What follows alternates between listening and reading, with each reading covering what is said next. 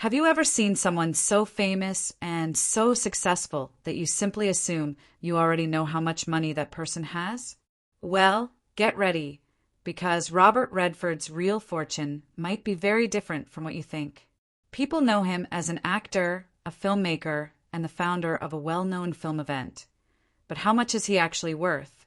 And where did all that money really come from? Stay with me, because the truth may surprise you more than any movie plot. Before we begin, remember this: Robert Redford is not just another Hollywood actor. He is someone who changed movies, helped new artists, and spent many decades shaping the world of film. So his story is not only about money.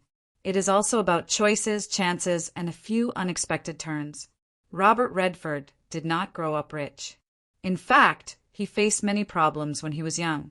He lost his mother while he was still a teenager. He also struggled in school and did not know what he wanted to do with his life. At one point, he even worked random jobs and traveled because he did not have a clear plan. But all this wandering helped him discover something he truly loved: art and storytelling. This matters because many people think famous actors become wealthy very quickly. But for Redford, it was a long climb, and this long climb shaped the way he handled money later in life. Redford studied acting in Los Angeles and New York, and soon he began getting roles on television. He worked very hard, took every chance he could find, and slowly built a name for himself. But the moment that changed everything was his role in the film Butch Cassidy and the Sundance Kid. That movie did not just make him famous, it turned him into a major Hollywood star. After that, he acted in a long list of successful films such as The Sting, All the President's Men, The Natural, and The Way We Were. Actors can earn very large amounts from these sorts of films, and Redford did as well. But here is the surprising part: his fortune is not only from acting. Redford also moved behind the camera and became a director, and that changed everything again.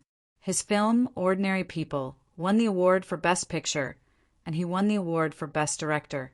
That brought him even more respect and, of course, more money. Directing pays well, but it also gives a person more control over a film.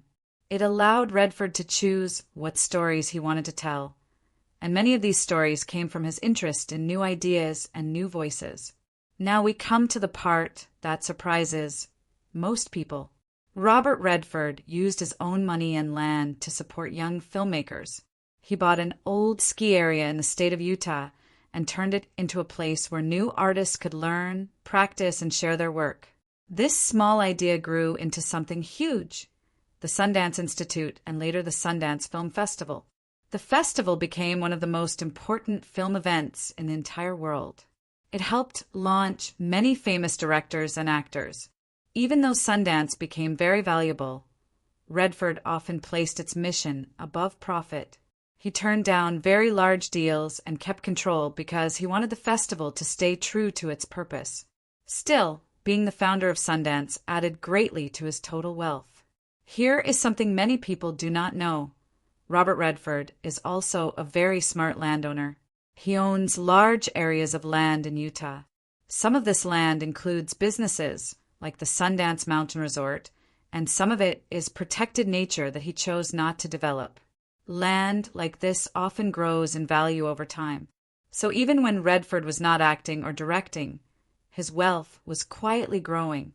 He is also a collector of art, and certain pieces in his collection have become very valuable over the years. Again, this is the kind of wealth most people do not talk about, but adds a lot to his total worth. Many guesses about Redford's wealth go too high or too low. People forget that he spent large amounts supporting art programs, protecting nature, and helping young filmmakers. But people also forget how many decades he stayed successful. Most estimates place Robert Redford's fortune at around $200 million. That is a very large amount, but when you think about his long career, his directing success, his land, his resort, and Sundance, it makes sense. Could it be higher? Yes. Could it be lower? Also yes. But the point is this: his fortune was built not only from fame, but from vision. He did not simply make money. He used it to shape an entire generation of artists. Robert Redford's fortune is impressive, but what makes him special is how he used it. He supported creativity, protected nature, and helped dreamers find a path. He did not only build a career, he built opportunities for others. Many people chase money. Redford chased meaning, and somehow that brought him both success and wealth. So now that you know the truth, what surprises you the most about Robert Redford's fortune? The movies, the land, the festival, or the fact that he used so much of his success to help others? Let me know in the comments. And if you enjoyed this story, make sure to like and subscribe for more. Thank you for watching, and I will see you in the next one.